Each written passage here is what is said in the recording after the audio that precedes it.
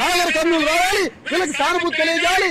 ఇలాంటి ఘోరమైన దాడి నాకు తెలిసి కూడా ఇంతవరకు చరిత్రలో ఎవడూ చేయలేదు. ఇంత దాడి పాపని కాలుతో బుద్ధి పాపని చంపేయడమా? ఇది ఉన్నది అసలు ప్రపంచ చరిత్రలో ఎక్కడన్నా? 2 నెలల పాపని కాలుతో బుద్ధి, కాలుతో తల్లి చంపడమా? పాపని 4 ఆడవాళ్ళ జాకెట్లు చెప్పి కొట్టి చంపడమా? కొడుకుని చల్లడమా?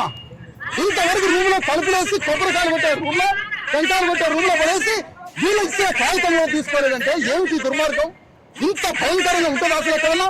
ఇది కేవలం రెడ్డి రాజ్య ఖండ కావడంతో చేస్తారు ఈ పని. ముఖ్యమంత్రి అండ చూసుకొని చేస్తారు ఈ ఖండ కావడం పని. సిగ్గు శరం ఉంటే పోలీసులు వెంటనే ఆ రెడ్లను తీసుకొచ్చి అరెస్ట్ చేయాలని కోరుతున్నాం. అరెస్ట్ చేసేంత వరకు ఇక్కడి నుంచి వదలం. ఈడ పట్టుకొని పోతే ఇంకొక అరెస్ట్ చేస్తాం, ఇంకొక ధర్నా చేస్తాం.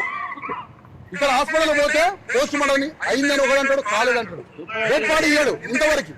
అందుకని రాష్ట్ర వ్యాప్తంగా ఆత్మగౌరవం ఉన్నటువంటి బీసీలంతా కదిలి రావాలి.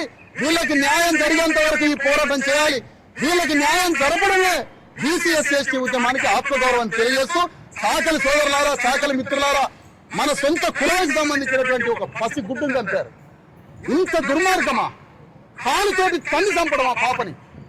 నిద్ర పడుతుందా ఎవరికైనా అసలు? ఇది మనసున్న మనుషులు ఎవరైనా, మానవత్వం ఉన్నవాడు ఎవరైనా ఈ ఉద్యమంలో పాల్గొని వాళ్ళకి న్యాయం చేయండి. వాళ్ళని అరెస్ట్ అయిన దాకా ఈ ఉద్యమంలో పాల్గొనాలని కోరుతున్నా. ఎవరు సంకల్పించాడు?